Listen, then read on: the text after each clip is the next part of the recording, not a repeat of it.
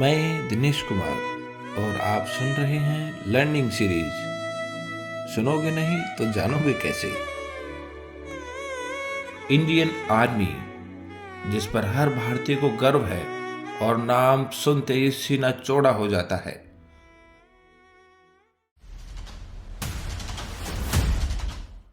लेकिन ऐसी जगह है जहां सैनिक बंदूक की गोली से ज्यादा गिरने से मरते हो, वहां मां भारती के वीर सपूत ने दुश्मनों के चिथड़े उड़ा दिए।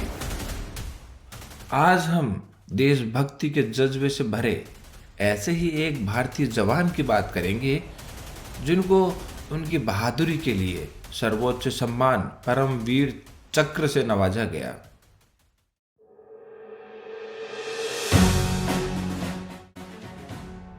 इन्होंने दुनिया के सबसे ऊंचे युद्ध स्थल सियाचिन ग्लेशियर पर चढ़ाई की, जिसका नाम आते ही हम -50 डिग्री टेम्परेचर और बर्फीले पहाड़ों की कल्पना करते हैं।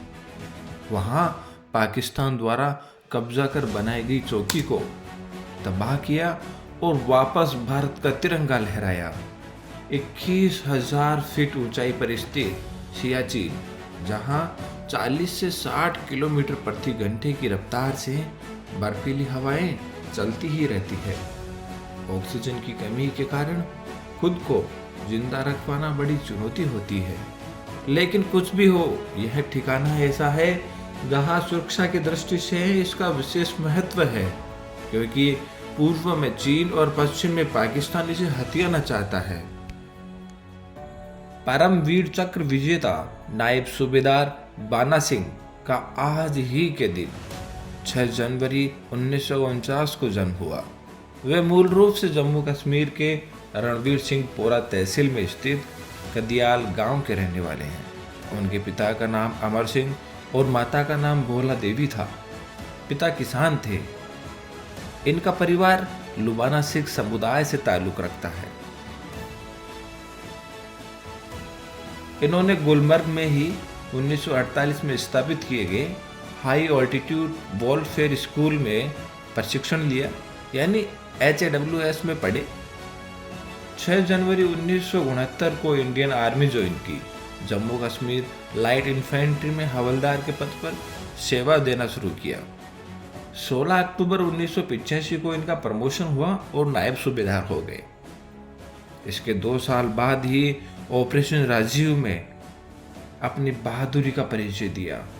20 अक्टूबर 1996 को मेजर के रूप में प्रमोट किए गए और 21 अक्टूबर 2000 को वे कैप्टन के रूप में रिटायर हुए। चलिए बात करते हैं ऑपरेशन राजीव की और परमवीर चक्र विजेता नायब सूबेदार के बहादुरी के किस्से की। वो 26 जून 1987 का दिन था, जब नायब सूबेदार बाना सिंह ने खुद के कंधों पर एक जिम्मेदारी ली। ये जिम्मेदारी थी सियाचिन में पाकिस्तान फौज द्वारा कब्जा लिए गए कायदा पोस्ट को खाली कराने की। भारतीय सेना के सेकंड लेफ्टिनेंट रहे राजीव पांडे के नाम पर एक ऑपरेशन चलाया गया, जिसे ऑपरेशन राजीव नाम दिया गया। इसी चोटी पर नियंत्रण के प्रयास में वो शहीद हो गए थे। हालांकि 1984 में भारतीय सेना ने ऑपरेशन मेघदूत चलाया था, जिसमें सियाचिन ग्लेशियर पर स्थित एक्चुअल ग्राउंड पोजीशन लाइन पर नियंत्रण कर लिया था। लेकिन 1986 में पाकिस्तान सेना ने यहां वापस कब्जा कर लिया, क्योंकि वहां से सल्तोरो सियाचिन के पूरे क्षेत्र को देख सकते थे। वहां पर पाकिस्तान सैनिकों ने अपनी चौकी खड़ी की और कायदा चौकी का नाम दिया। यह नाम पाकिस्तान के जनक कायदे आजम मोहम्मद अली जिन्ना के नाम से रखा गया था। उस चौकी की संरचना समझना बड़ा रोचक है। वह चौकी ग्लेशियर के ऊपर एक दुर्ग की तरह बनाई गई, जिसके दोनों तरफ 1500 फीट ऊंची बर्फ की दीवार थी। पाकिस्तान ने कायदा चौकी बड़ी चुनौती की तरह भारत की सीमा के अंदर बनाई थी, जिसे अतिक्रमण के अलावा कोई और नाम नहीं दिया जा सकता था। जाहिर है, भारत के लिए इस घटना की जानकारी पाकर चुप बैठना संभव नहीं था। भारतीय सेना ने यह प्रस्ताव बनाया कि हमें इस चौकी को वहां से हटाकर उस पर अपना कब्जा कर लेना है। इस प्रस्ताव के जवाब में नायब सूबेदार बाना सिंह ने खुद आगे बढ़कर यह कहा कि वह इस काम को पूरा करेंगे और उन्हें इस बात की इजाजत दे दी गई। नायब सूबेदार बाना सिंह ने अपने साथ 4 साथी और लिए और अपने लक्ष्य की ओर बढ़ लिए। योजना के अनुसार बटालियन के दूसरे लोग पाकिस्तान दुश्मन के सैनिकों को उलझा कर रख रहे थे और उधर बाना सिंह और उसके साथियों ने उस चौकी तक पहुंचने का काम शुरू कर दिया। कायदा पोस्ट की सपाट दीवार पर, जो कि बर्फ की बनी हुई थी, उस पर चढ़ना बेहद कठिन और जोखिम भरा काम था। इसके पहले भी कई बार इस दीवार पर चढ़ने की कोशिश हिंदुस्तानी सैनिकों ने की थी और नाकाम रहे थे। रात का तापमान शून्य से भी 30 डिग्री नीचे गिरा हुआ था। तेज हवाएं चल रही थी। पिछले 3 दिनों से लगातार जबरदस्त बर्फ गिर रही थी। भयंकर सर्दी के कारण बंदूकें भी ठीक काम नहीं कर रही थी। खैर, अंधेरे का फायदा उठाते हुए बाना सिंह और उनकी टीम आगे बढ़ रही थी।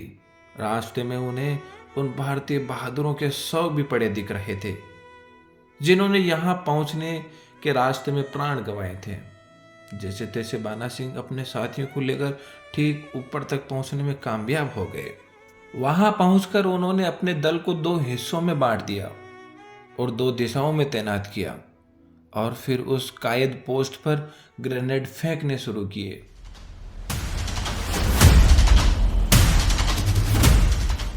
वहां बने बंकरों में ग्रेनेड ने अपना काम दिखाया। साथ ही दूसरे दल के जवानों ने दुश्मन के सैनिकों को, जो कि उस चौकी पर थे, बैनेट से मौत के घाट उतारना शुरू कर दिया। वहां पर पाकिस्तान के स्पेशल सर्विस ग्रुप के कमांडो तैनात थे, जो इस अचानक हमले में मारे गए और चौकी छोड़कर भाग निकले। कुछ ही देर में वह चौकी दुश्मनों के हाथ से भारतीय बहादुरों के हाथ में आ गई। मोर्चा फतह हुआ था। बाना सिंह समेत उनका दल सही सलामत उस पर काबिज हो गया। उनकी वीरता के लिए 1988 को गणतंत्र दिवस के मौके पर परम वीर चक्र से उन्हें पुरस्कृत किया गया और बाना सिंह के सम्मान में कायदा पोस्ट का नाम बदलकर बाना चौकी रखा गया।